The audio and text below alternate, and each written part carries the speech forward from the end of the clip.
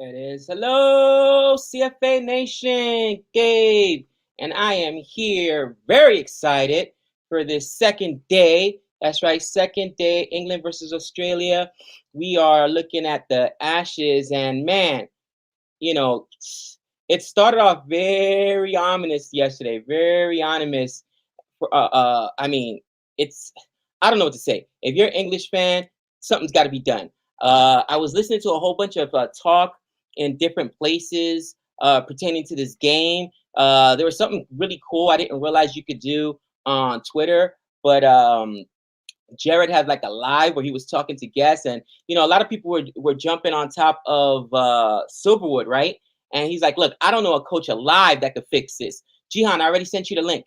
Show me the coach that could fix this." And I get what he's saying from that perspective, and he's right. There's a bigger conversation to be had about just how bad currently England is. With that being said, though, there are some decisions he could have made differently. Like, I don't understand not having any spinners in that second match. That made no sense. He did the same thing in the day-night test, right, with the pink ball versus India, right? That's something he could have done there really, really differently. He's done that twice in a row. It's backfired.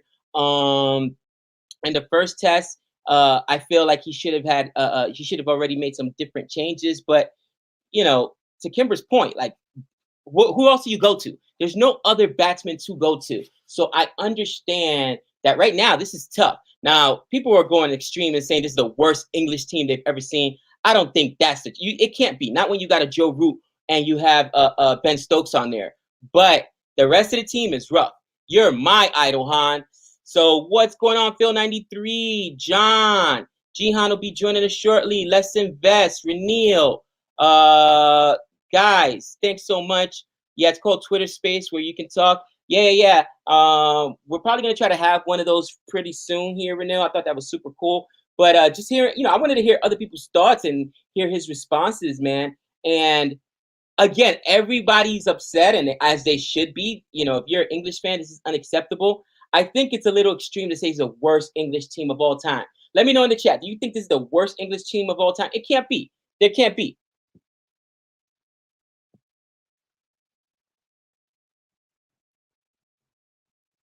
And we're still waiting for this thing to get started. Right now, Australia trailed by 124 runs. They did lose a wicket, which was a shining grace, I should say, for England. They got a really late wicket, ended up taking David Warner's wicket yesterday. But Marcus Harris, 20 runs on 51 balls. That's what we want to see, right? We want to see a guy that can get at least, past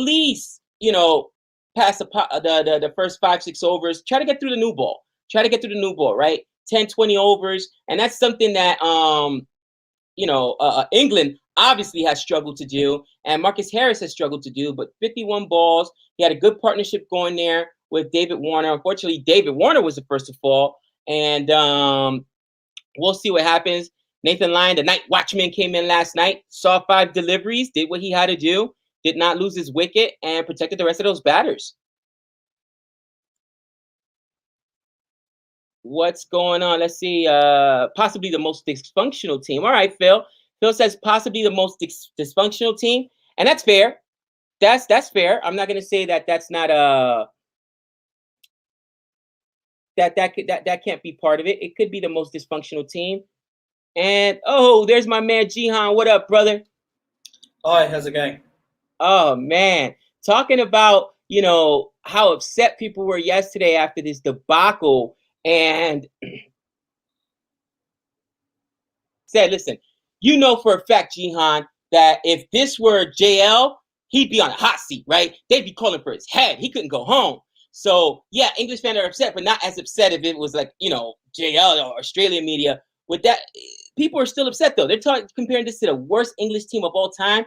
I'm not sure if that's accurate, but I went on something called Twitter Space yesterday. I didn't know that they had that. Jared Kimball had a live conversation there, and people were just talking about how bad this team is and how embarrassing it is. You've been watching cricket a long time. Do you think it's the worst cricket team you've ever seen? Phil 93 says it's not the worst, but the most dysfunctional. I think it's probably one of the worst to tour Australia. they have some very good players. I mean, they've got Joe Root, Ben Stokes, obviously. I think Anderson's probably past his prime. He never really had a great record in Australia anyway, and this is like his 5th tour. Stuart Broad, again, bit better record than Anderson. He's done okay in Australia previously, but not great. So I had a bit more information as to why he's not playing. I was listening to one of the BBC podcasts, and he's basically been he's had the naughty boy drop.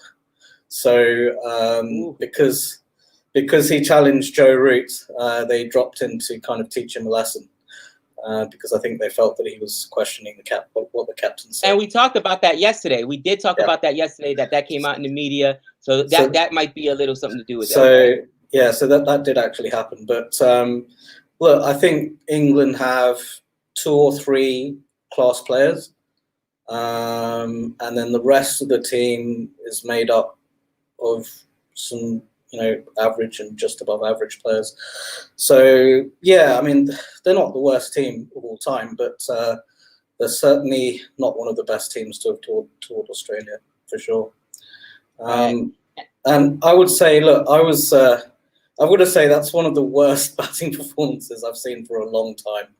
You talk about winning the toss and bowling first. In England, when you win the toss and bowl first, on a green top under overcast conditions, with a lot of grass on the pitch, the ball swings around corners. Like facing Jimmy Anderson in those conditions is so difficult. I mean, you're glad if you get some kind of bat on the ball, because the ball just hoops around corners, and it's the same with Stuart Broad as well when he's bowling in those conditions. I'll give you an example. In 2015, in the Ashes, they were behind because Steve Smith scored a double 100 at Lord's, and England were behind in the Ashes. And Alistair Cook, the captain, said that he wanted a more English type of pitch for the next match. So they play at Trent Bridge. It's an absolute green top, cloudy skies, and Australia get bowled out for 60. Stuart Broad takes 8 for 15. I mean, that's proper, really difficult conditions to bat in. And that goes back to what Phil was saying, right? It's dysfunctional. Not necessarily the worst team, because you've got talent like, again, a Stuart Broad, but the fact that he's not playing because of personal reasons with Joe Root, that doesn't make any sense. As a coach, and this is where I do blame Silverwood, you got to get a hold of that. You got to put the best team out there to win, and obviously the best team isn't out there. This goes back to Stuart Broad not playing in the first test match when there was a green top as well. Like, what is going on? So they're not putting the best team out there, and that just is dumbfounding to me. Yeah, and apparently they picked the team for the Gabba 6 months before the match. So they'd already had a plan as to who was going to play where. You come to a green top at the Gabba and you're not playing Anderson and Broad, that's just a poor decision.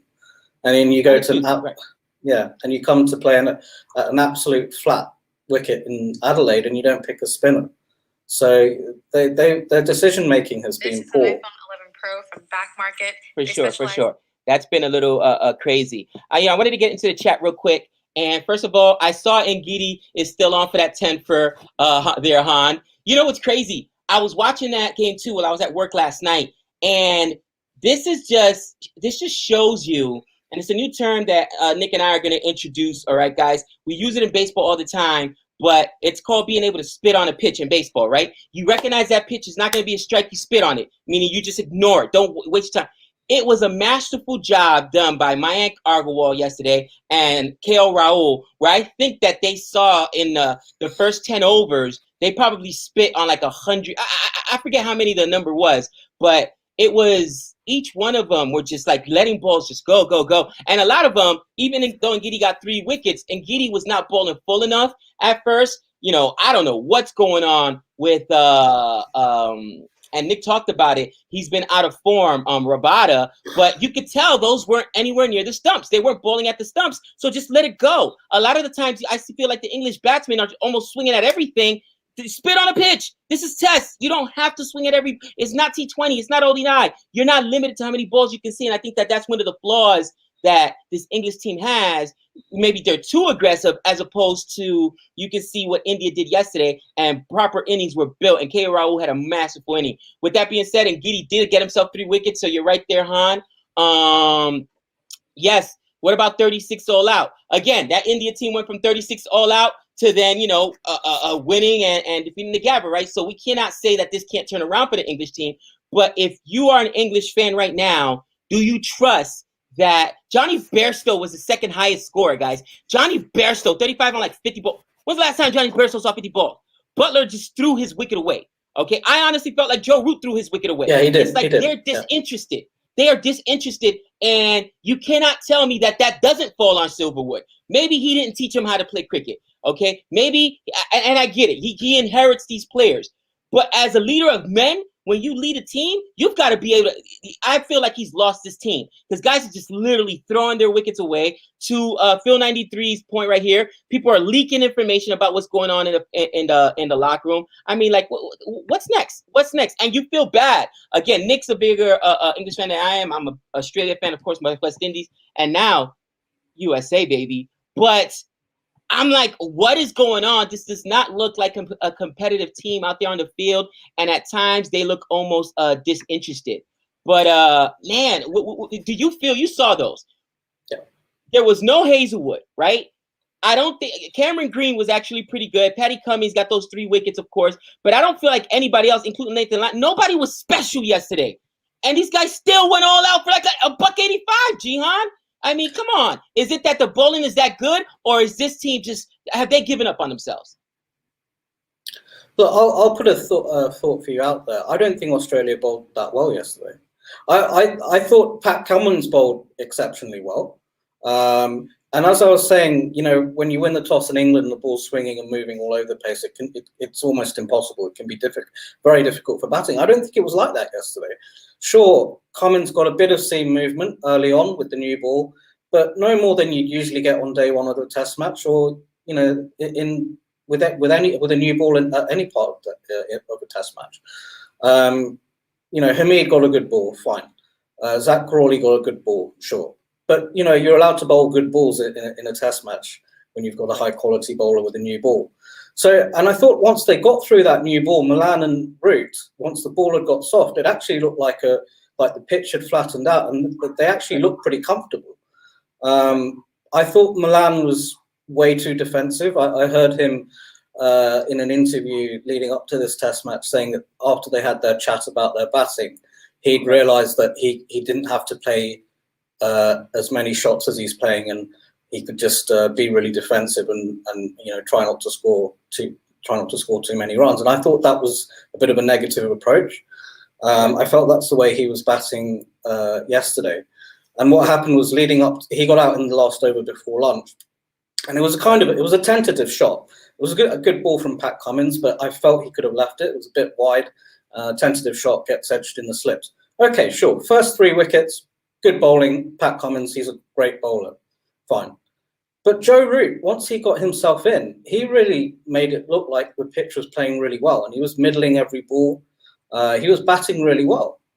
And then he just spars at this completely wide ball from start. It was a nothing ball from start, and it was a nothing shot from Joe Root. And really poor shot, actually. I was thinking about it. Can you imagine if Ollie Pope or Rory Burns got out that way?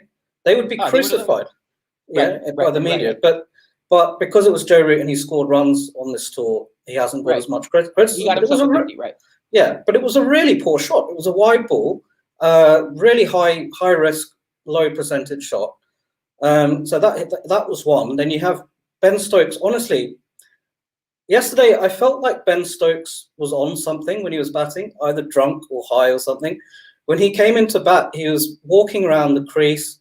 He was coming down the wicket. He was wandering around.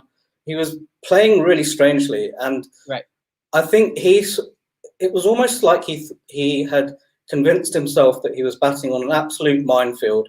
He's facing the 3 greatest bowlers of all time in Test cricket, and he had to find a way around that.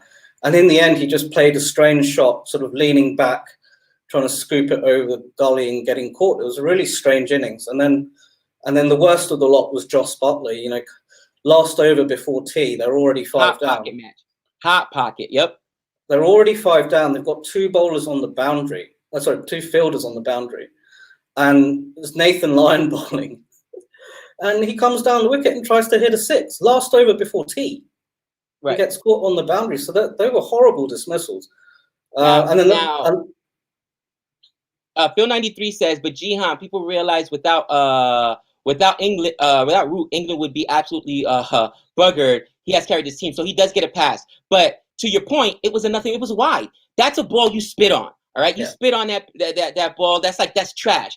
I saw it was a masterful thing. I saw KL Rahul straight spit on 6 different balls. It was a maiden over. Fine, that looks good for the bowler. But no, and Giddy, that's not even close. I'm not offering at it if it's nowhere near the stumps. You better ball fuller and make me play that ball. If not, I'm going to tire you out. This is test. All right, go ahead. Throw as many dots as you want. You're wasting your arm. And that's the difference I saw when I was watching India versus South Africa yesterday, and when I was watching Australia versus England. Like, he did not have to swing at that ball, and I don't understand that. Something else I wanted to jump in and chat people were talking about, and you just mentioned it, Nathan Lyon. This has been a weird, like, again, you've been watching way longer than I have, 2 years now.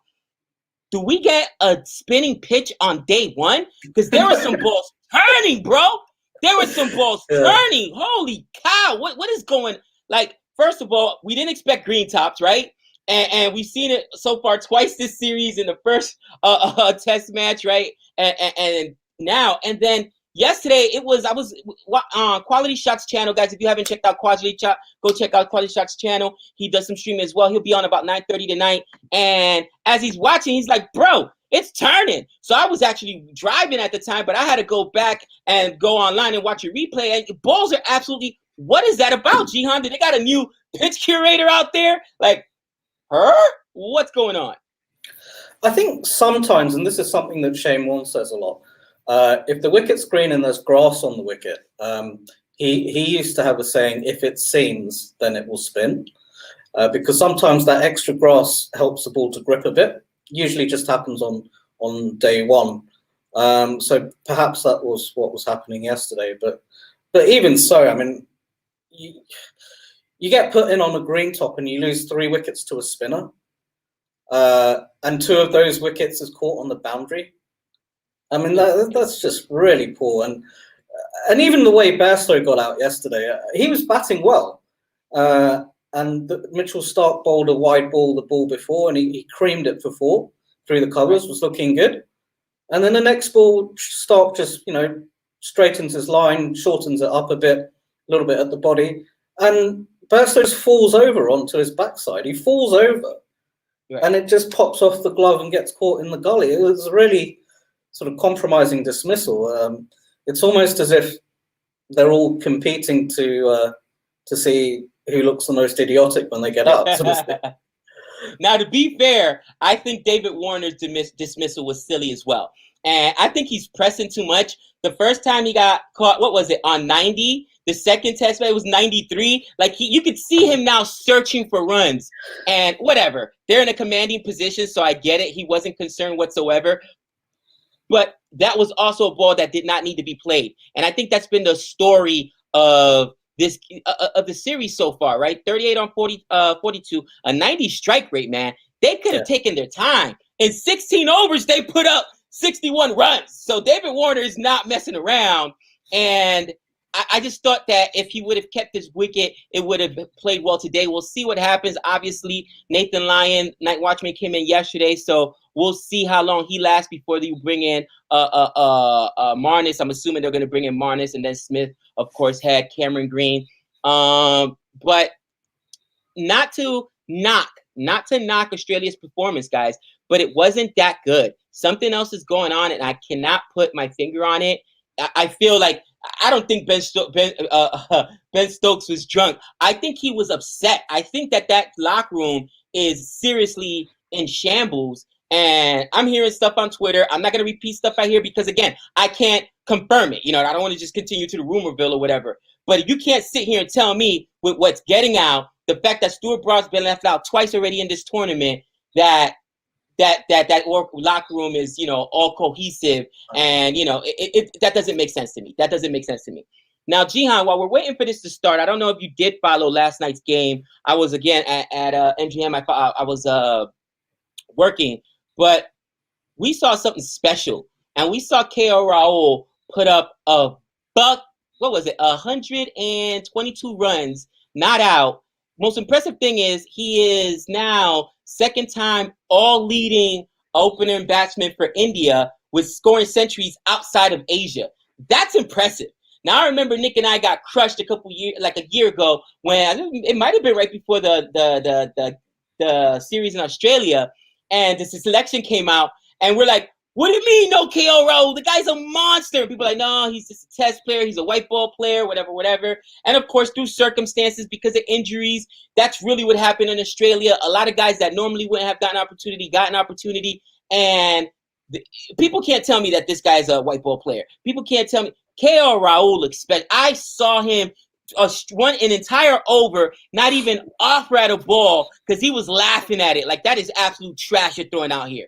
The guy's reading lines, he's being patient, and that's what it takes to be a test player, to have the patience to, you know, play the balls that are at the stumps, play the balls you have to play, wear down the opposition, but not necessarily offer up at everything. What do you think about one KO Raul? Well, I did manage to catch bits and pieces of the test match yesterday, just a few overs here or there. But look, I think a lot of India's top order batsmen, they just know how to build an innings. That's why they're quality. And the fact that Rahul does well away from home, I think maybe because he's one of the better players of the short pitch bowling. Him and Rohit Sharma, they play bouncers well, and he's got a good technique. You can't say that there's many flaws in his technique. So yeah, I mean, they have some really good players. I mean, someone mentioned the 36 all out at Adelaide, but if you remember that innings, they all got out to good balls. You know, none of it was due to technical flaws or poor shots like England there yesterday. Right. So it's not surprising that they managed to get up and do well in the rest of that series and managed to win it. But yeah, so look, one thing I would say is that, and I mentioned it on yesterday's stream about the pitches in South Africa. That pitch in Centurion is really flat.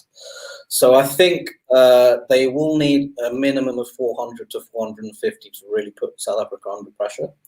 Right. I don't know if you remember last year when Sri Lanka played there, they scored 400 odd. And in the first innings. And then Africa scored 600 in the second innings. I was like, oh my gosh, it was absolutely insane. What's up, Boomer? What's going on, Boomer? ODT Planet. Yes, Centurion is a flat wicket. It's been called the Gabba of South Africa. They've only lost there 3 times. So, and you can see why, but we'll see what happened. I want to get back in the chat for a second because we got some really interesting comments going on in here. Where is this? Hey, 87 says, I think there's a lack of cohesion in all dressing rooms. It can only become an issue when teams are losing. And to that point, right? We heard a lot last year when it came to JL, Uzi not playing, of course, Patty Cummings, Steve Smith coming back, the whole what do you call it? Issue with Sandpaper Gate, all the stuff that was happening to Australia. And then all of a sudden, they win themselves a T20 World Championship. They're, think about it. When the Gabba fell, it was like almost as bad as the Ashes. That's the day, Australia cricket died. And then everybody was getting blamed. And now they're playing well. They just won themselves a T20 Championship. And all is well. Nobody's talking about JL. And is he under pressure? Is he going to beat Sachs? So 87, good point. I'm sure look, India right now. Don't tell me there's no drama going on with India. Kohli has lost the T20 captaincy. He lost the ODI captaincy. Kohli actually went out for the least amount of runs yesterday, I think for 30 or 35. He's under pressure individually. But since the team is playing well and winning, it masks that. So that's a great point, 87. And, I just think that it's being exemplified because of how bad and how much. I mean, it looks bad. You cannot watch this series and tell me that at any point England has looked competitive. Let's see where. Oh, to be fair, it was only 9. One of the batters retired hurt in that 36 all out. Right. Gabe, do you know about the COVID situation in England camp? Jihan might be able to fill in for you. Fill you in. What's going on? I mean, I heard something of. Is it true? Like, so interesting. one of the family members this morning felt ill and tested positive.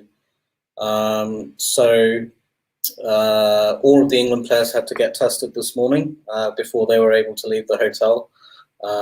But they've all come back with negative tests, and that's the reason for the delayed start to the morning. Apparently, Joe Root was already at the ground 2 hours before the rest of the team, so that might tell you a little bit about where his head's at the moment.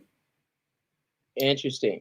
To be honest, Gabe, when you saw India playing at the Centurion, you'd think they were playing in Rome. That's classic. That's classic. What's the score? Right now, it's 1-for-61. We have not started yet. There's a delay to the game. Obviously, we just talked about how people had to get COVID tested. Winners have parties, losers have meetings. Great job. No, not a rain delay. I guess players had to get tested for COVID because of what's going on.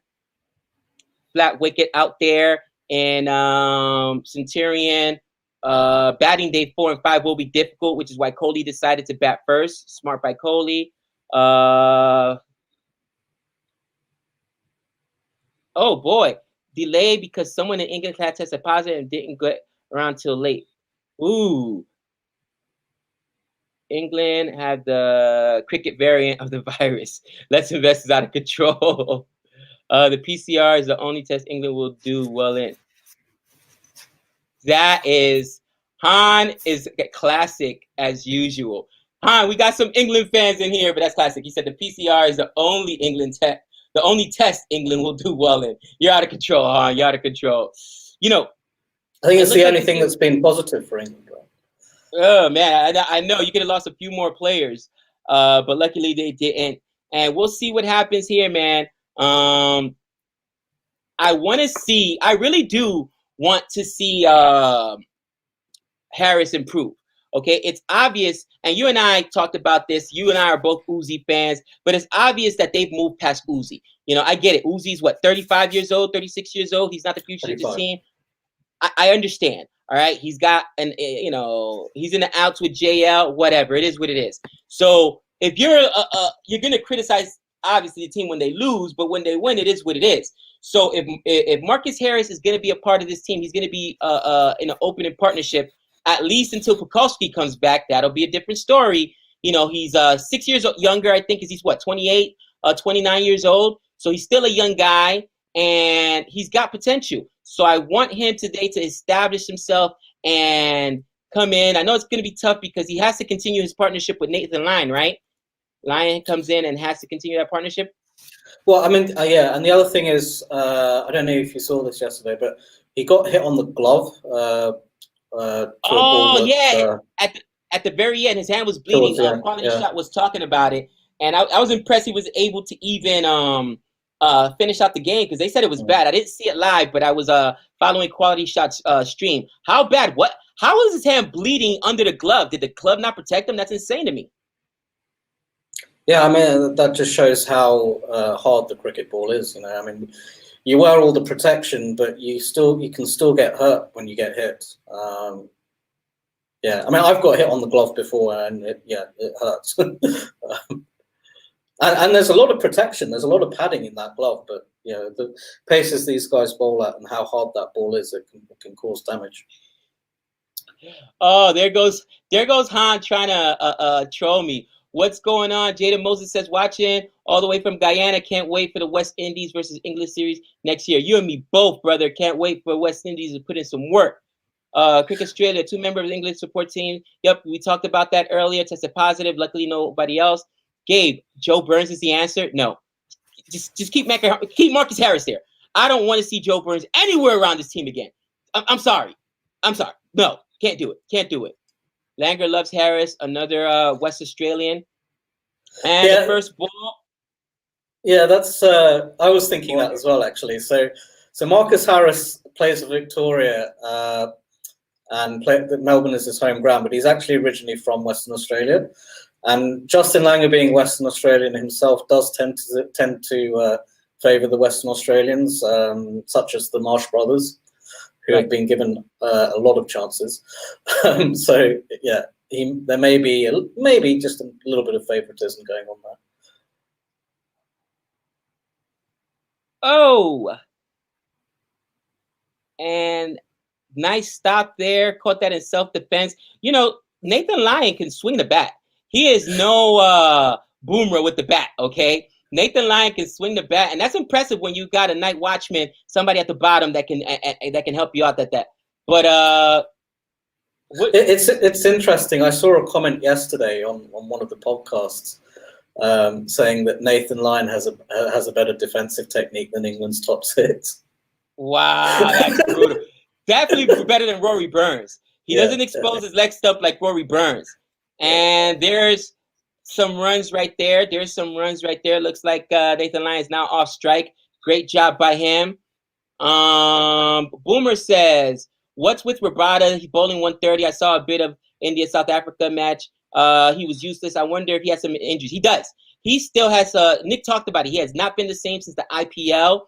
And again, he had some injuries there. So who knows? We see how long the David Warner injury took. That groin took a while to heal. And it's not like these guys are taking time off to, properly heal these injuries. They're just, go from series to series, test to test, ODI, T20 championship, IPL. It's definitely, good ball there by Jimmy Anderson. And see, that ball, that was harder to read. You know what I mean? That's not what Rabada was doing yesterday. That is not what you saw the swing on that. It was right at the stumps and then it swung out where you could see the balls by Ngidi that were like, listen, that's a wide all the way. I'm not going to spit on it. No, I'm not even going to offer at that. So that was a harder, in my opinion, a harder ball to just watch there. And he did that masterfully. Predictions. Ooh. Predictions for USA, Ireland versus USA ODI. Listen, I'm a huge, guys, you know me. Realistically, I want a whitewash. I want 2-0. All right? I do. I want USA to whitewash them 2-0. But I'm going to say they're going to draw the series. They're going to go 1-1. All right?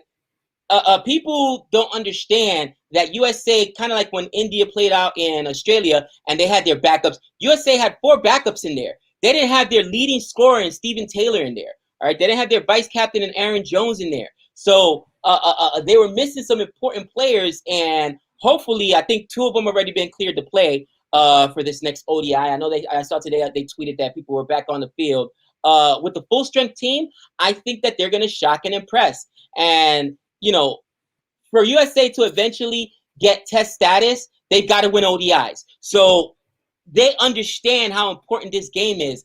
Don't underestimate the effort you're going to see from USA. Shot. Oh, sorry. Sorry to interrupt you there, but you're fine. Nathan Lyon just played a great shot. Of course he is. I'm just watching it right now. I hate that you guys are always like at least 1 ball ahead of us.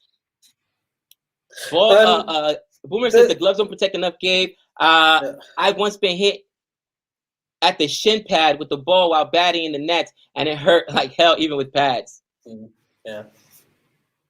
The one-day series is 3 matches, I thought. The USA Ireland. The first one got canceled because of COVID. Oh, okay. Right, sure. So it's only going to be 2 matches. You and me both, Jaden. I can't wait. One day it's going to happen. It's going to take some time. They got to win these ODIs, though. This is what's important. T20 is good. And again, they've won 7, I think 8 T20 games in a row, and then just lost the first one against Ireland. And they beat Argentina, Canada. They beat a lot of teams. I think it was Namibia, I think they played. But, guys, it's for naught when we're talking about tests if you do not win ODIs. You got to win those ODIs to get that test status. And let's be real, there's a boundary. That is the goal for any nation playing cricket, to get that test status. What's up, Raj? What's going on? Get back in the chat, see what's going on. Gabe, do you think Australia should consider Maxwell as a spinning all-rounder since they play all off Test cricket in the subcontinent next year? Yeah, interesting. I know India coming up. Now I know that the Big Show is more considered a white ball guy, but do you think that because of his bat and what he can do, that they can put him in there as a test spinner or a test all-rounder? What do you think? Because they're pushing Cam Green hard, right? They want that all-rounder for tests. And Cam Green is still a young guy. So I want your opinion before I give my own, Gian. Or actually, I'll give you mine, and then you can give me yours. I think Australia wants to consider it. I don't think that he can. I've watched him play several times for RCB, T20 World Cup, several T20 matches. I don't think he has the patience to play tests. Does that make sense? He scores quickly usually. He doesn't have the discipline, at least from what I've seen. Glenn Maxwell is very aggressive, and he doesn't have that ability to just spit on pitch after pitch and stay in there. The bowling, I think his bowling could absolutely survive. He can go out there and give you 20 overs easily. He's a spinner. It's not going to blow his arm out. He'll give you maybe 30 overs, 40 overs. But will his bat survive? I don't think it will. What do you think, Jihan? Well, they have taken him on subcontinental tours previously, and he's done okay as a second, third spinner, and he's actually batted okay as well. He has scored 100 against India in a Test match, so okay. I wouldn't be surprised if they give him a go. The only problem is because of the way the schedule is, he doesn't get to play a lot of first-class cricket, so doesn't get to play a lot in the Sheffield Shield, because whenever the Shield's on, Australia playing T20s or one days or something, yes. So he doesn't get that opportunity to have a lot of games in the Shield. So that's the only thing that goes against that. But the selectors may just say, well, he's done it previously for us. We don't need to go by Shield form. I think he'll be handy in the subcontinent. They may pick him anyway. But it'll be interesting to see. I guess if you got Cameron Green batting at 6, he could potentially bat at 7, and Carey at 8. And depending on the pitches they play on, they may not need 3 fast bowlers. They could probably get away with just playing 2, especially if you got Cameron Green in the side, right? Because he's a fast bowler himself. For sure. Who would USA play test matches against? Oh, well, listen, the first, it would be the West Indies because they're the closest in proximity. West Indies already tours here in the United States. I would say West Indies, obviously Ireland, some of the teams on the lower spectrum. Maybe India would just because of the marketing opportunity, but India, it will probably be like, really? USA, really? You know what I mean? You're not up there like Australia. I can see Australia say, oh, yeah, absolutely. Come on, really? It's a different stratosphere. So you'd have to go to like the bottom 9, test nations that there is. Like, what? It's Sri Lanka. Who else is down there? England. Wow. I don't even think, honestly, wow, Jihad. Bro, you won't be able to walk the streets of London. Oh, how dare you. Army. That is not what I said, bro. I got to be careful now. You know what I mean? I'm traveling and stuff. Yeah, Zimbabwe, teams like that. He said England. I don't think that unfortunately, here's another thing. If you tour here in the United States, and this happened at the game, which, by the way, I'm not making excuses, guys. Go back and watch it. There was a terrible call that if DRS was there, would have been overturned. Right, Canada, good call, guys. But we don't have DRS. So if you're in India, if you're in Australia, if you're South Africa, if you are I don't know, take another, even in England, do you want to go to a place where you're not going to have DRS, so LBW is going to be tricky. The fields aren't the best conditions. Like, there's no upside for you other than we can market to an American audience and get into another revenue stream. Maybe I'm wrong, Jihan. You tell me, but I don't see an upside other than coming and maybe losing to an American team, and then even if you lose one game, you're gonna get crushed. So, I mean, what's your opinion on that? I think if they're playing Test cricket, they have to have DRS in, just because, because it's what they have in Test cricket as a prerequisite to playing Test cricket. I think they have to have the review system anyway. So I don't know how long it will take for the US to become a Test playing nation. I guess at the moment they're an associate nation and not a full member. No, am I right? We're an associate nation, not a full member. But we beat all the associate nations in T20, cousin. Give us a bite of the apple, which they did. They gave us Ireland. You know what I mean? We got a bite of the apple. Now, give us a Zimbabwe. Give us even Sri Lanka. I think Sri Lanka might go ham on us, bro. You know what I mean? They got some boys over there. What's that? So I think Hasaranga would demolish some guys because that dude's nasty. But we'll see what happens. Well, I think if they start playing as a full ICC member, and start playing ODIs as a full ICC member, that they'll have to bring in DRS. They'll have to bring in the technology. I think they'll be asked to by the ICC.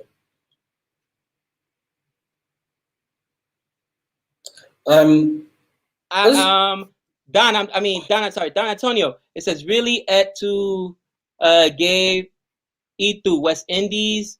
You like putting us on YouTube. I'm trying to read out that comment, send it again. But I would just think that West Indies would be, just because of the proximity. There's actually a lot of West Indian players playing for US at the moment, so we'll see what happens. Again, guys, I'm not crazy. I'm not thinking we're gonna have Test status next year, but I could seriously see Test status coming sometime after 2024 World Cup. Because here's what's gonna happen: USA is hosting, so they're in. All right, regardless. And if they continue, especially with the T20 team, to win, and they make some noise and get to play some of the big boys, I can tell you that there's going to be some money put behind it. There was already a lot of people down there when Nick and I were there. So that's going to create a lot of buzz. And once Americans start paying attention, and again, John Boy Media, ESPN, not ESPN Crick Info, but ESPN, the actual flagship station, has been talking about this U.S. team and doing highlights. That tells you that more people are paying attention. So I'd say by 2025, maybe we'll have Test status. We'll see. Hopefully. I think the first goal would be to get full member status. If they can start beating full members at T20, that would be a good start for them. And then, yeah, I mean, once they become a bit more established, and once they've got full member status, there goes Gary. Gary. I tell you what, the way he was batting, I thought he was going to score 100 today. That would have been. That would have been embarrassing. Yeah, Nathan Lyon, though, look at that. 10 on 22, and he was batting aggressively. It wasn't like he was little outside edge there, caught in the slips by Butler. And, Ali Robinson. We talked about him. Go ahead. I'm sorry to cut you off. Go ahead. No, I was going to say, that's the thing, as a night watchman, you don't want the guy to turn up the next morning and waste time. So he's done the right thing there. He's tried to get the score moving. It's got out now. Now you've got Marnus coming in. So hopefully Marnus can get himself in and we see a big partnership here. But yeah, as I was saying earlier, I think what they need to do is establish themselves first as a full member of the ICC. Start beating other full member nations at T20. And then, that might lead to them becoming more competitive in ODIs as well. And the next goal would be to make the ODI World Cup. I don't think, it's going to take a lot if they want to become a Test nation. They don't necessarily have to. They could just be a nation that plays T20 and ODIs. But if they wanted to become a Test nation, I think it will take a long time. What do you reckon? I'm telling you right now, just understanding how competitive Americans are in general, and people start paying attention. Once they realize that Test is the pinnacle of cricket, they're going to expect there to be a Test. Bottom line, they're going to expect there to be a Test team, and there's going to be. I mean, we're like Australian media in that they will absolutely crush you. They will crush your soul. You know, the men's U.S. football team. Okay, my nephew played for them. The John Cahill Jr., Savannah's nephew. He played for the men's U15, U16, U17, U18, U19 team. Right. This team is really, really good. Soccer, yes. Soccer, right? And or international football, yeah, soccer. And you know, the men's team, because they don't perform as well as the women, and the women have won a World Cup, absolutely get destroyed. You don't understand the pressure that's on these people and money that's being poured into it. Because once you compete, you don't want to lose. That's just how it is. So there'll be a lot more pressure put on, but for sure, there's going to be some money. Gabe. Etu Brutus, Julius Caesar. Oh, okay. Got you. Man, you know, quoting his Shakespearean plays there, little Shakespeare. Julius Caesar. They too are honorable men. I'm not Brutus. I'm not stabbing anybody in the back. I'm still rocking with my West Indies. Listen, Aaron Jones, my man, is from the West Indies, right? He was born in Queens, but he's from the West Indies. We got a lot of West Indians player. I'm just saying that would be probably the first team that we would play as far as like Test Nation because they're so close to us. Let me see. Yeah, that's a good ball from Ollie Robinson. He's pitched it up and got the ball to move a bit. That's exactly what they need to do, really. Does US have enough South Asians to sustain a fan base? That's a very interesting question. Yes and no. Yes, because there's a bigger population that you would think out here from South Asians, where we're talking about people from Sri Lanka, people from India, even people from Pakistan. There's a lot. America's in the most recent census, guys. It's something now like 55 or 56% of American citizens that qualify to fill out a census, are not, quote unquote Anglo-Saxon white-blooded Americans. You know what I'm saying? They're from somewhere else in the world. We have a huge population of international diversity here in America. So I'm from the Caribbean, right? A lot of people from the Caribbean as well. A lot of people from Europe. Not years, but about a year ago when we first started talking about cricket, I mentioned that one of my very good friends, PJ Bevis, he was an Australian cricket baseball player. He actually played for the Australian national team. He also played for the New York Mets. He was my son's, Trayvon's pitching coach going up through Little League. And he lives out here in Vegas.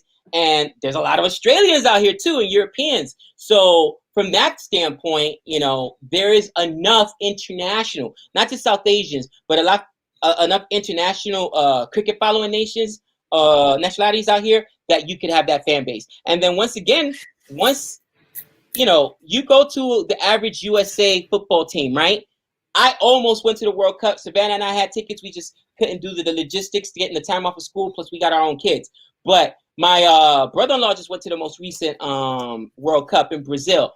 There's a lot of Americans out there, all right? Not just, international. Like, once it becomes big, America's going to back them, bottom line. You know what I mean? Especially if it's an international team. So you'll also get that fan base. Get back in the chat here. U.S. started a cricket school over a decade ago, but no local players playing yet. You know what? It's funny, too, because I looked into it to see they got USA Cricket actually has their own foundation. And, like, how does one get involved? Because here's the biggest issue. It's not at the school level yet. So until it's at the school level, meaning the collegiate level, then kids aren't going to play it at the high school level and at the youth level, because what drives American sports, and maybe it's different out there, Jihan, you can tell me, but what drives American sports here are scholarships. Parents like myself who want their kids to get scholarships, because even with a partial scholarship to the University of West Virginia, where my son goes, my oldest son, Giovanni, that's a D2 school, by the way, Division II. Jihan, I'm paying $400 a month. All right, do the math. And that's with a partial scholarship. You know, I mean, a D1 school, it'd probably be about $800, $1,000 a month with a partial scholarship. So for parents, they invest early in putting their kids in the sports that they know they play at the high school and collegiate level, because that's going to help with scholarship money to play. So once they put that in place, as far as cricket is concerned, at the collegiate level, then eventually at the high school, that'll trickle down to high school and then to youth sports. Is it the same thing in Australia and in England, where that's what really drives parents to put kids into cricket? I don't think so. Not so much with the scholarships. I know in Australia they invest a lot of money into all sports at every level, whatever background you come from. Cricket's more of an elitist sport in England. Tends to be played more amongst the middle to upper class, more so in private schools than state schools. So I think most cricketers tend to come from a more well-off background. I don't think they have those sort of scholarships in place for people that come from from a poorer background as such. Yeah, so it's slightly different. I know it sounds like sporting scholarships and sport in colleges is pretty big in the US. Absolutely. Is that right? Absolutely. And I'll tell you right now, that is a mistake. And if I could do anything, if people continue to ask me, what would I change about cricket? What do I think would help the game of cricket? Guys, you are missing out on so much talent by not creating a pathway for all people in whatever country you're from, whether it's Australia, whether it's England, there are athletes out there, all right? And simply because they don't have the money to play a quote unquote an elitist sport, it makes no sense. You're doing yourself a disservice, because you could have guys that are better representing your team. And ultimately, isn't the goal not for it to be an elitist sport or for it to be a boys, that's what we call boys clubs here, but to compete and be the best amongst other nations? I mean, that is something that should be looked at across the board in cricket, how to give more access to people that don't necessarily have the talent, but don't have the financial means to play. And that's really what helps produce great athletes here in America, where they come from everywhere, bro. They come from everywhere. And if you can play and you can help us win, whether it's Olympics, whether it's basketball, football, baseball, you're gonna get that scholarship, because again, they're looking at the bigger picture of that's gonna generate revenue, moving forward. I think in America they seem to be really quite good at talent scouting, and just finding that talent that's out there, whatever their background. Faizan Khan says, sorry, Gabe, in the rest of the world, schools prioritize education and sports is an afterthought. But let me what's the word? Let me address that argument, okay? Two things when it comes to that. I realize America, as far as education, is not really like the creme de la creme when it comes to that. But I remember going to a seminar, and at this seminar, our superintendent was talking about how they all got together, and there was like an international gathering of educators, like Prime Minister of Education, let's say, of England, of India, whatever. Here we would call it the Secretary of Education. All these people dealing with education, and at that time. Number one in the world as far as testing, standardized testing, was Singapore, right? And Singapore just crushes standardized testing. So when they came over here and they wanted to know what we were doing in education, like the United States, the Secretary of Education was like, that don't even make any sense. Why are you coming here? We got to learn from you. And what he got was a very interesting answer. And what he says, like, listen, what we do very well is we train and teach kids to take tests. right? We can build, computer engineers, we can build architects and, doctors.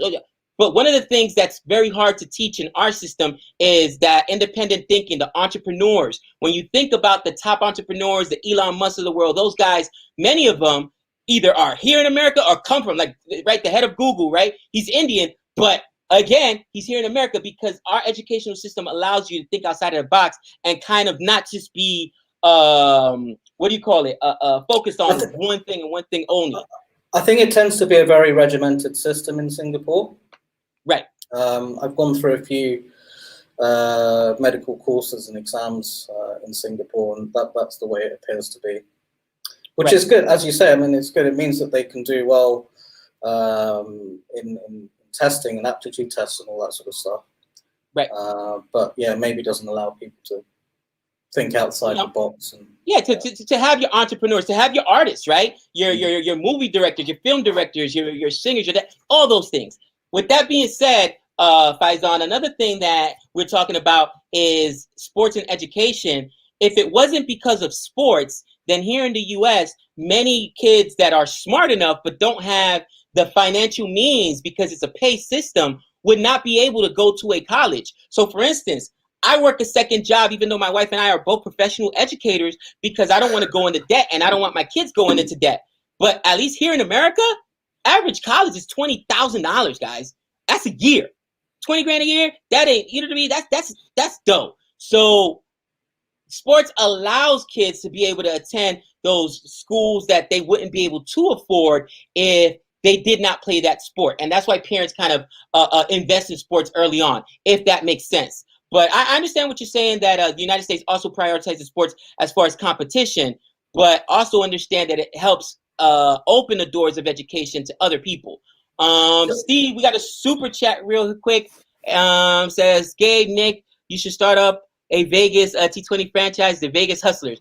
There's actually one in LA. We're going to go to the inaugural game. I think that's the one that SRK from the Knight Riders just purchased. But thank you for the super chat. What were you thinking, Jihan? I completely forgot my thought then. Sorry about that. It'll come back to me. Oh yeah, that's what I was going to ask you. So these guys that get sporting scholarships, are they still able to get that academic education as well? Is that how it works? Yes. Or yeah? Yes. Okay. So for instance, I'll give you an example. My oldest son, who was at West Virginia, he tore up his knee last year, right? So he just recently had surgery. At the end of the season, he tore up his knee. Doesn't matter. You signed him to a scholarship. He got hurt playing for you. So this year, he's still on a athletic scholarship, even though he's not performing, athletically.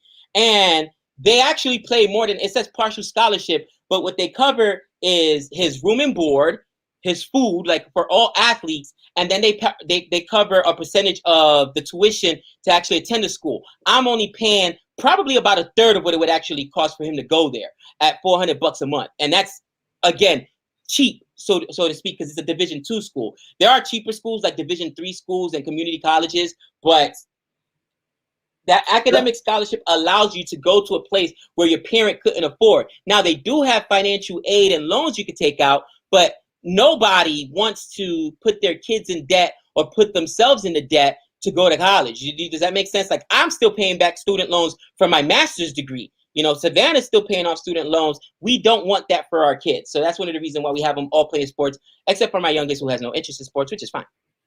And do they come out with a degree at the end of it? So, for example, if they were to have a career-ending injury, or they weren't quite good enough to proceed through the ranks, would they be able to have a degree to fall back on?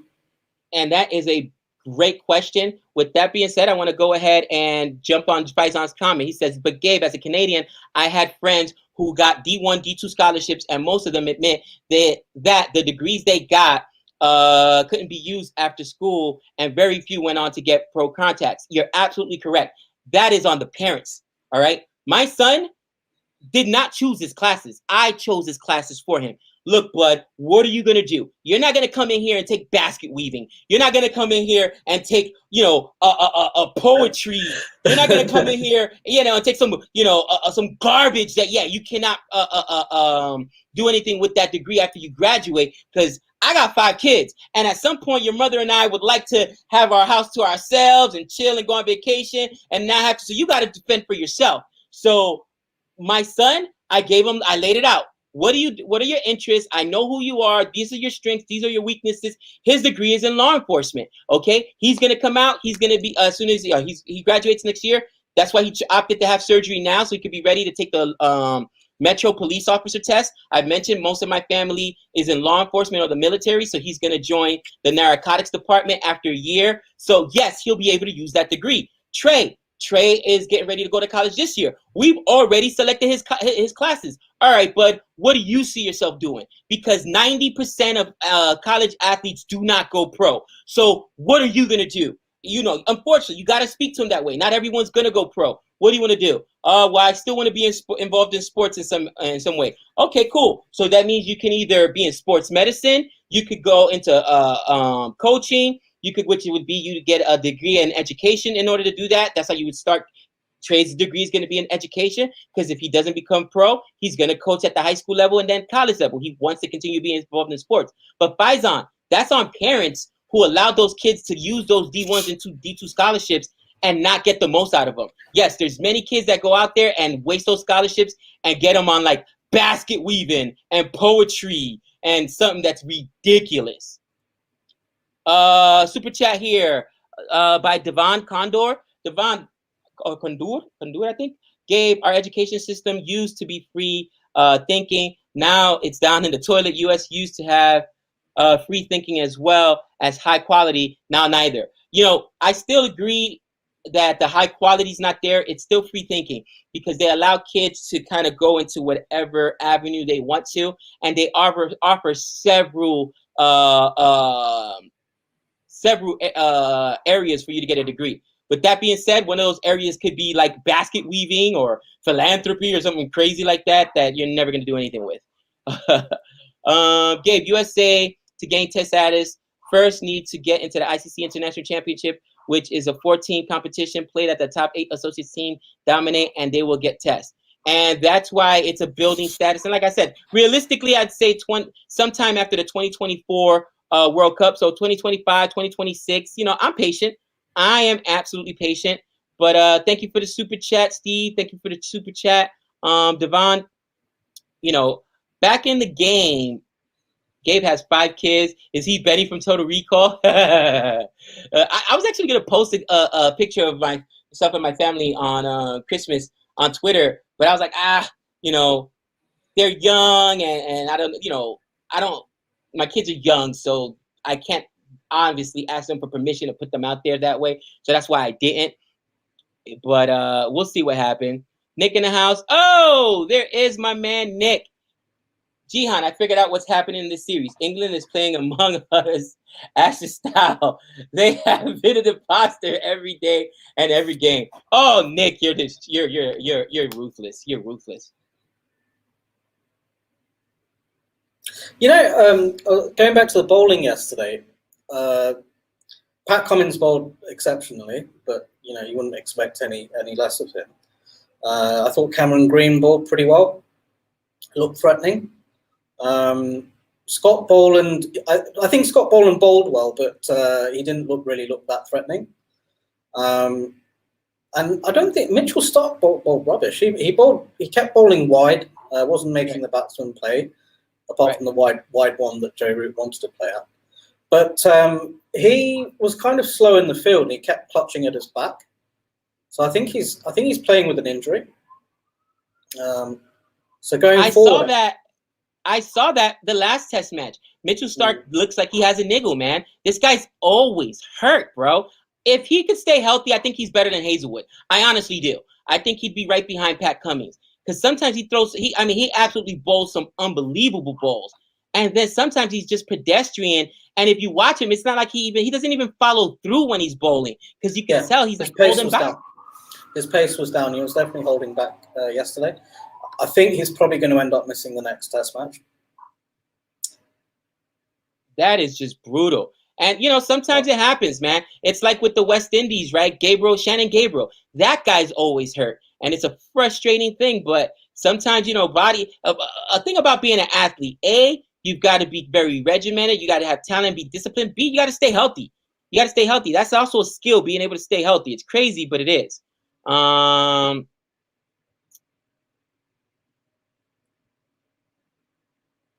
Mark Wood's another one that struggles to stay fit.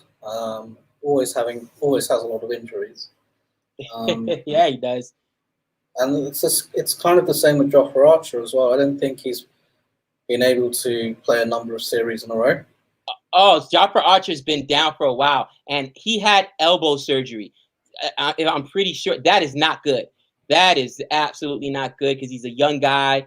To have elbow surgery this early in his career, that's like, ugh. So I know Patty Cummings also had surgery. Was his shoulder or elbow? I can't remember.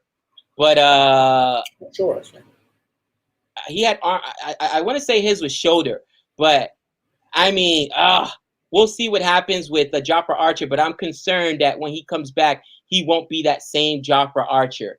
And we'll see what happens there. Guys, we're 84 for 2 right now, 84 for 2. And Loveschank is doing exactly what you do, building an innings. He's seen 13 balls so far. He's only got 1 run. Marcus Harris has put up 10 runs so far today. So he's 30 on 72. But they're trying to build up an innings, kind of what we saw India do right now. Australia by 101. There you go. Woods got him out. And there you go. I was like, who was it? Was it? Oh no, was it Manis? Yeah, oh, loose bus change gone, and you get always a ball ahead of me. That's frustrating. Like 87 says, Bush. I mean, he was establishing that partnership, man. That's tough. And it was a good ball, though. It was a good ball. It's not like he threw his wicket away. It was edged to. Was that Joe Root that caught it? Yeah. Does Joe Root ever drop anything? For the love of Pete, Joe Root's got like hands of steel, bro. He's never dropped the ball back there that I can remember. That was a good ball, and this is it. It's the extra pace of Mark Wood. It's what you need on these Australian pitches. Took the shoulder of the bat and flew to Joe Root with slip at a good height. Now, if I'm not correct, Mark Wood does have the highest pace behind. In England, period. Right? It's him, then Jofra Archer. He bowls at what, 140? I think they said 147 150. Or so. Holy cow! And he's just not a frontline guy because he's always hurt. Basically, that's frustrating. Yeah. Here goes Nick with the puns. Oh, Nick, how dare you? He said would get him out. But this is interesting. That's an awful one. That's an awful pun, Nick. All right, so far today, in the first not even hour, they've lost 2 wickets. Obviously, one was a night watchman. There was just an edge by Marnus Loveschank. And now you got Smudge. So this is probably the first time I could say in this entire series I feel like Australia's been under pressure. Here comes Smudge. I mean, Smudge has been good, but I don't feel like he at any point has been under pressure because Marnus has been so good. Let's see what Smudge does. Of course, we also have Travis Head, who played really well that first game, Cameron Green. But the first thing Australia's got to do is absolutely close the gap. They're still trailing by 101 runs, so they cannot try to score 101 runs in the next 10 overs. You know what I mean? They can't try to do it in the first session. Relax. It's coming. Settle down. Establish yourself. And Mark Wood bowled well at Steve Smith at the Gabba and got him out. So this will be a good contest.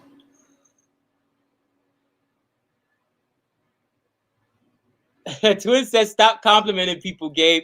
You know what's funny? No joke. I'm watching the India test match? And India's holding Clark. So I didn't get home till like almost 3 o'clock in the morning last night, dude. It's like 2, 3 o'clock in the morning. So busy at work. And as I'm watching it, bro, they're raking. They come back from break. Agarwal loses his wicket. And then right after that, it was back-to-back balls. And Giddy gets another, what's his name? Not Rahani. Was it Rahani that was gone? No, but Pujara. He got Pujara on a duck. I'm like, oh boy. And Pujara's been bad. Again, Pujara's been bad, and there's got to be a conversation once Rohit Sharma comes back, as well as Mayank Agarwal's been played, as well as KL Rahul has played. We know Rohit Sharma isn't going anywhere. Is it time to sack Pujara? Is it time to sack? Let me know in the chat if Team India fans here. Is it time to sack Pujara or Rahani? I mean, Rahani's the vice captain, so I don't think he's going anywhere. I think the only other person you can move is Pujara. Or are they going to continue to rotate those three, Agarwal, KL Rahul, and Rohit Sharma? And Giddy might be better than Tom Carrot. And Giddy looks like he put on a couple pounds, guys. He looked yoked out there. He's always been a big dude, but he looked yoked out there yesterday, man. And he feels. I feel like he put on some more pace since I last saw him play and get pumped. Which obviously that also helps with a little bit of the heavier you are. At least in baseball, it helps with your pace as well. You know, you got some more weight to throw behind that ball.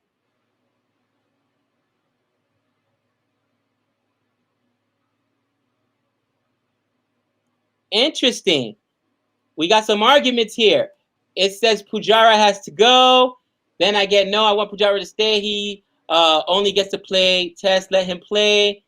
Then they say no, it's not time to sack anyone. And Rahul is the vice captain in absence of Rohit Sharma. I get it, but are you going to sack a guy who has an opener, has the the second all-time highest centuries outside of Asia? Really? I heard a crazy stat, which I don't. England fans, is not a dig at England, but sure. It is.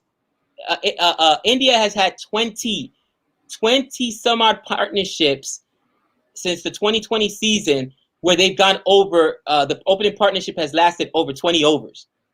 20. And KL Rahul and Agarwal is right in the mix of that. England. You guys don't want to know how many you have. Where the opening partnership has lasted, basically the new ball has lasted over the 20 overs in Test. It ain't good, cousin. So I heard an interesting stat on when I was listening to one of the BBC podcasts the other day. Apparently, for any international team, the most number of ducks that they've had in a calendar year is 54. Now, right. England have had 50 this year. Oh, so they could break that record. England has had 50 ducks. That is a record you don't want to go. And going back to the conversation we started to stream off with, right? Is this the worst England team? No, it's not. Not when you got Joe Root. Not when you got Mark Wood. Not when you got Jimmy Anderson, even though he's older, or Stuart Broad. Not when you got Ben Stokes. But there's a lot of pedestrian players on this team. And right now, they're not going well. When Stuart Broad's allowed to play. Yeah. Right? Exactly, yeah, when Stuart Broad's allowed to play. And if you think about it, actually, Jihan, this goes back to the West Indies series. The very first series I've ever watched in Test was West Indies versus England. And Stuart Broad got left off that side. It wasn't because of rest, because everything was shut down because of COVID. And they came back, and in that first match, West Indies beat England. And there was a whole bunch of talk, why wasn't Stuart Broad playing? Stuart Broad comes back in the next Test match, saves the match for England, gets a fifer. He got a 3-wicket haul in like 19 deliveries, I think it was. Yeah, 3 wickets on 14 balls, saves the match. And they're like, why is Broad not playing every single time? It's unexcusable. So to your point, when he's allowed to play, and that goes back to the management, that goes back to Silverwood and Chris Silverwood being able to say, I've got to separate the Joe Root drama with Stuart Broad from what's the best for the team out there on the field. Well, Hans says Pant should be sacked. How dare you? How dare you, Hans? One of the things that Michael Vaughan was saying yesterday is that he feels that England lost the plot after they won the first Test match in Chennai, because after that's when they started all this rest and rotation policy. Right. And following on from that, they just kept losing. And he felt that there was just after they won that first Test match, there was absolutely no reason to rotate players. You know, you only played one match. What's the need to rest players after one match? It's ridiculous. It's absolutely ridiculous. What's up, Minitium? Manny says Rahani's looking good. I mean, Rahani was looking bad, but he looks good now. All right. What's up, Minitium? If cricket starts to gain traction in the U.S., do you think there would be any pushback from baseball fraternity? That's a question I haven't really thought about. Guys, I'm gonna tell you the truth. I love baseball. It is still my number one sport. Okay, you see me streaming a lot during football season. I'll watch games occasionally. The Giants, I rock them because I grew up in New York, but whatever. Basketball season, I watch Knicks games here and there, but I don't watch I love baseball. I'll watch any single baseball game. I don't care who's playing. It doesn't even have to be the Yankees. My kids all play baseball. Even though I know Trey's a better football player, I had him playing baseball. He's going to go to college to play football, of course. I'm going to, and I was talking to Nick about this, I'm probably going to be making the move now that my kids are all out of elementary school to go to middle school because I want to go ahead and coach at the middle school level and eventually high school. I love baseball, but baseball is a dying sport in America. We've lost the youth. We've lost the fan base. We've lost. There's another strike. There's another work stoppage. When you got millionaires arguing with billionaires because of money, when you guys are all super rich, and this is like the third work stoppage in my lifetime. I mean, baseball strike. It's ridiculous. All right, they've made the game so much. They've changed the rule. Take so much of the tradition away. Like your original core fan base is no longer happy with the sport, and young people just aren't into it. So baseball's dying. It's a dying breed, man. So maybe from that point, they'll be like, great, another sport we have to compete with. But yeah, baseball is no longer America's pastime, unfortunately. And it hurts me to say it, but it's the truth. Gabe, I'm just going to go and turn the air conditioning on. I'm kind of roasting here right now. No worries. Just give me 1 second. Yeah. Go ahead.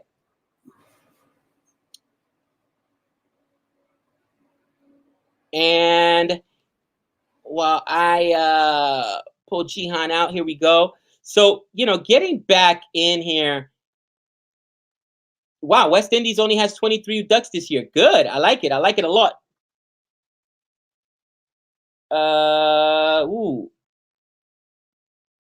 Watch this be Harris's day. Guys, I started earlier in the stream by saying I want Harris to be good.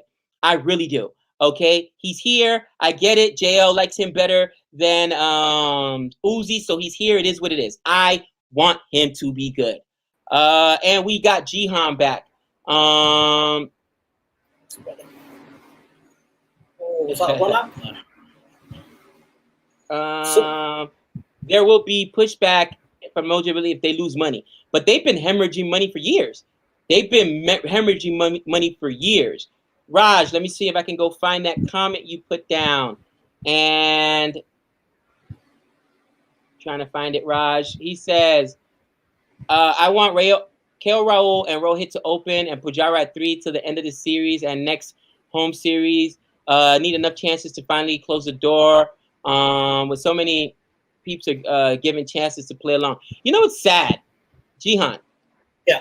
And even as an Australian fan, you've got to, and I admit this, and Nick and I were having this conversation. In India could probably field 2 test teams. They really could, at least with their batsmen. And in India, you literally, even though you're better, they give so many chances to other guys. And it's like, you cannot tell me Mayank Agarwal doesn't deserve a chance. We're forgetting about Prithvi Shaw, who is killing it in the domestic leagues. KL Rahul, but they're only playing right now because Rohit's out. If not, one of those guys are going to be sacked because to the point, Rahani's not going anywhere, neither is Pujara. And when you're looking at England doesn't have anyone else. They've gone through 19, was it 19? I heard 19 different openers since Alistair Cook and, who was that other opener for England retired? Help me out. Strauss, right? They can't find anybody else. It's India has an embarrassment of riches. Like, sorry guys, maybe next year, maybe next tour. Maybe it's when somebody else gets hurt. You know that where. And is it because India has 1 billion people, so they have so many more players, or is it simply because India has a broader program where they got so many different leagues, right? Where they're plucking players from, and the IPL, and in England they don't. What is it? Because that's another thing. You can't say it's about that because New Zealand also has a lot of good players, and they're a really small nation. I think Butler just dropped a catch. Or it may have bounced just in front of him. That looked like it bounced. Ooh, that is. That's a drop. I gotta see. That's a drop. How many drops for England? England is finally, making some noise. They've taken 2 wickets today. And he dropped the catch yesterday as well, an easy one. He dropped 2 catches earlier in the series. Not only is England not playing well, no Stuart Broad out there. Batsmen can't last more than 30 or 40 deliveries, right? Nobody scores other than Joe Root. Nobody scores more than 30. But then you can't even field the ball. I mean, you're killing yourself. Come on, England. Well, Butler's dropped 4 catches this series. 4 catches? Yeah, he dropped 2 at Adelaide. He dropped Marnus, and he also dropped. You're right. Someone else as well. And he dropped 1 yesterday as well. I think he dropped Warner yesterday. It was either Warner or Harris. So that's 4 catches. Wow. Yeah. So before this Test match, Ian Chappell said he shouldn't be wicketkeeper because he drops too many chances. But who do you go to? Johnny Bairstow? He ain't the best wicketkeeper either. You know what I mean? He's not, but he might be slightly better than Bairstow. I mean, is Folkes in the side? Is Ben Folkes in the side? I'm not sure. Somebody mentioned Ben Folkes earlier. Why has Ben Folkes not been given more of a chance? So the thing is, Ben Folkes is out of the 3 of them the best wicketkeeper. But he won't score as many. He's not as good a batsman as Bairstow or Butler. And England, over the years, tend to have a policy where they pick the better batsman as opposed to the better wicketkeeper. Australia have generally always picked the best wicketkeeper and allowed them to develop their batting, which was the case with people like Ian Healy, Rob Marsh. Adam Gilchrist was a change in that trend. But the thing is, as good as Adam Gilchrist's batting was, he was a good keeper as well. That's something that's not often talked about. He was a good keeper, standing up to Shane Warne, which is not easy. And yeah, he was a quality wicketkeeper as well.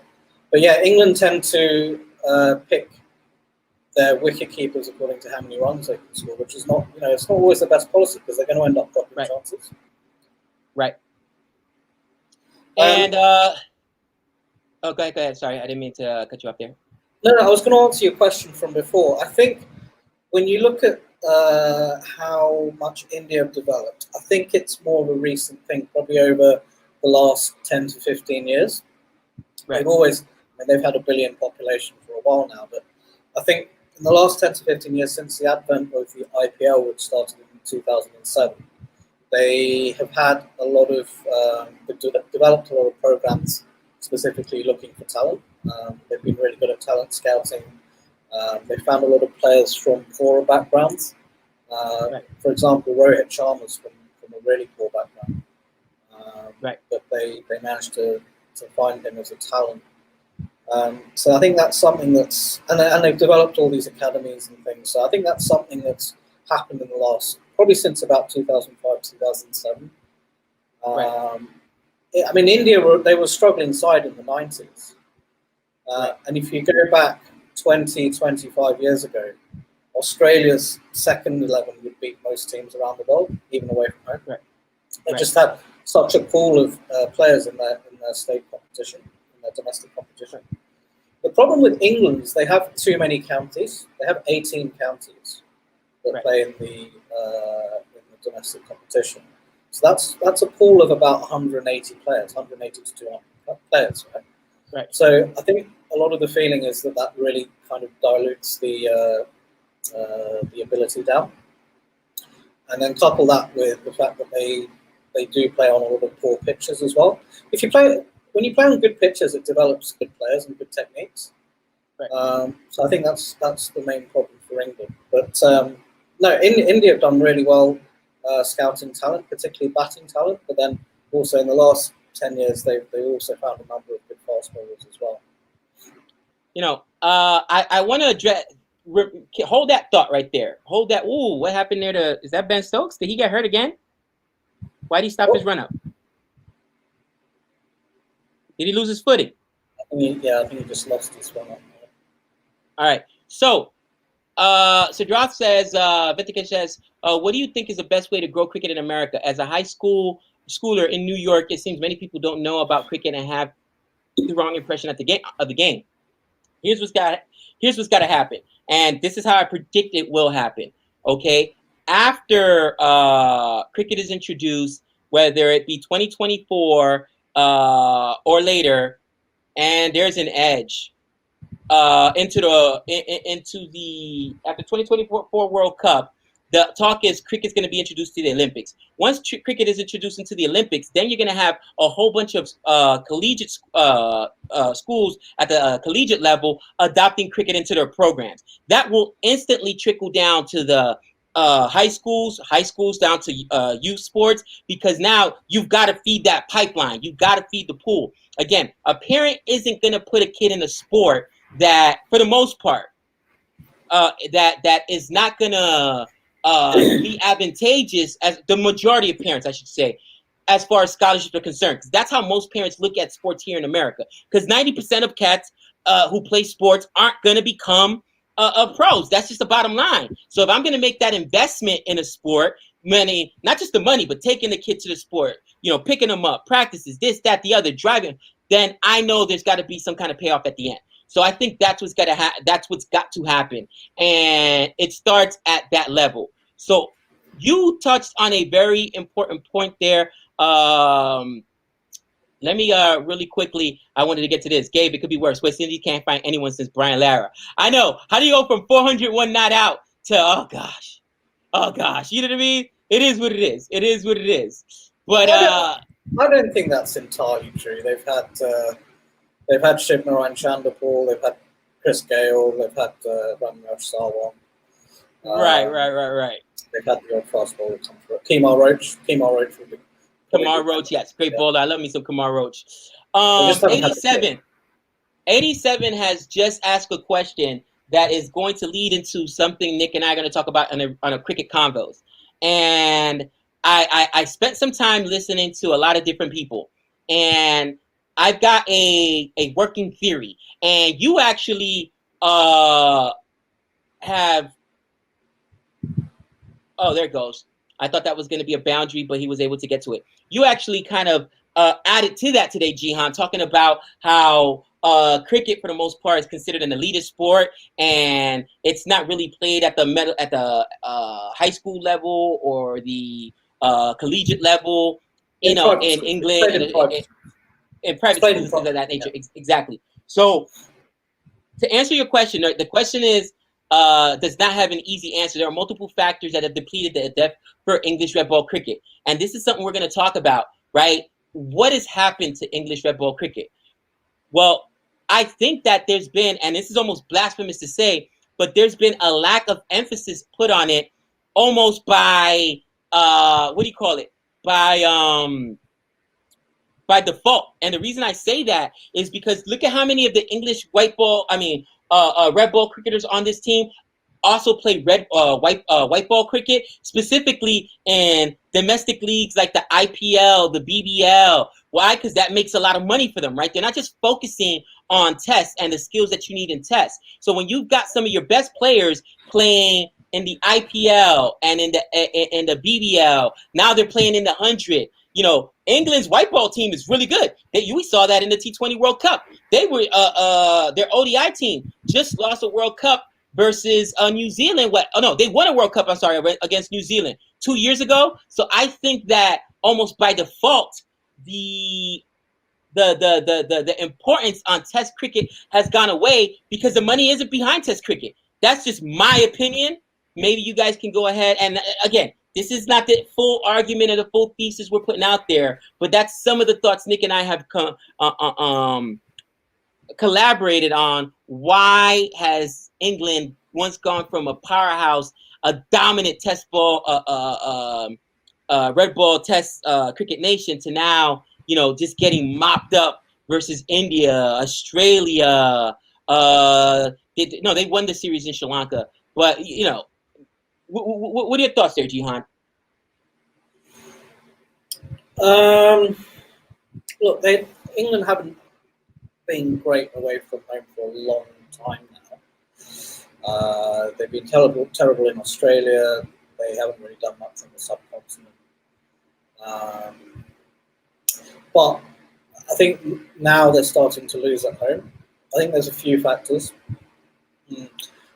I think it's getting to the point where Anderson abroad are past their peak. And they haven't had too many people coming in, young guys, to replace that quality. And the people who have come in that appear to have that quality have been injury prone, such as Mark Wood and Jofra Archer. I think the problem with their batting stems with the fact that they play on poor pitches, with the Duke's ball that swings a lot. So they rely on that to win at home, but it doesn't help develop their batsmen. I think when you listen to Michael Vaughan, he says that they get their scheduling all wrong for the home season.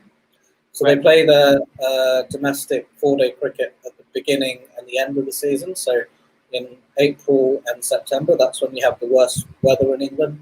That's when it's the coldest, wettest, and basically it gives you the best bowling conditions. And it's not so easy to bat. That's why the batsmen haven't developed.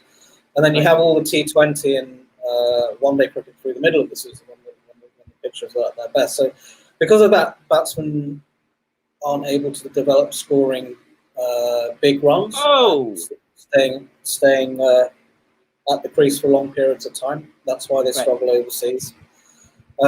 So I think there's a few things they need to do to change things. I think one of the things I've said, and it's a little bit controversial, but I would get rid of the Duke's ball. I don't think that does anything to further improving England's quality in terms of especially playing overseas. I would get rid of that. Try and improve the pitches that they play first-class cricket on. And I think, and the other thing is they need to develop some fast bowlers. So they need the likes of Wood and Archer, Ollie Stone, guys that bowl 145, 150 Ks, but for prolonged periods of time. Not people that just, not guys that play 1 or 2 test matches and they're out for 6 months, because that's in the long term, that's never going to help. So that would be my thoughts. Not sure what and those are some good thoughts. Again, we're still developing this, but this is going to come real soon.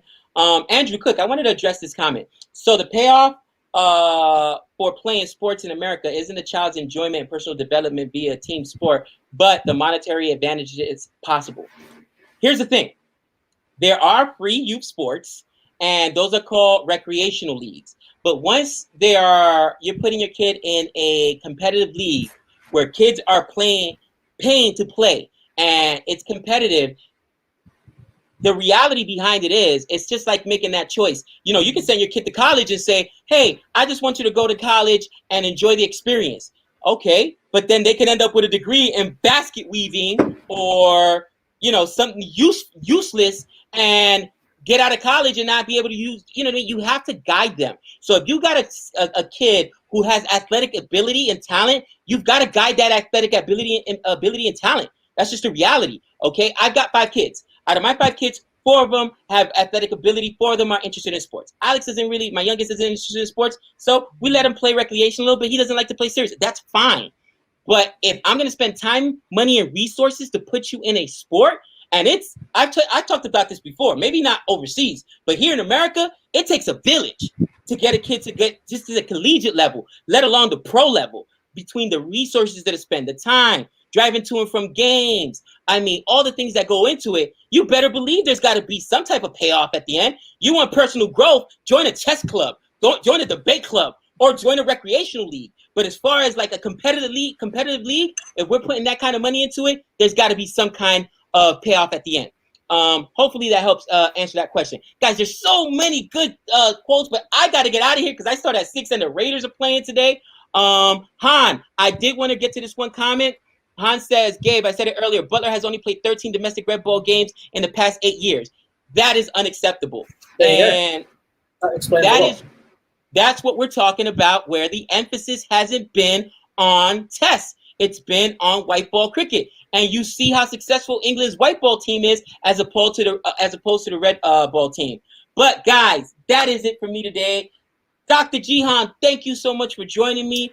Thanks much love for you, man. So much fun today, guys. Everybody in the chat, Han, 87, Renil, Don Antonio, Andrew, guys. Always love the conversation. Go ahead and check out Quality Shot. I believe his stream's going to start about 9:30. So, Han, I'll be in there in the chat trolling you the way you love to troll me. Let's invest. Everybody, don't forget to like and subscribe. And I will see you guys tomorrow. Actually, we won't be streaming tomorrow. Ozjad will be streaming tomorrow. We will stop by his chat. But the day after. And hopefully Australia can wrap it up. Although today they are under a bit of pressure. So, until next time, same bat time, same bat channel. Peace. Nice. Thanks, Jihan. Appreciate it, brother. All right, mate. Well, I'm just hoping that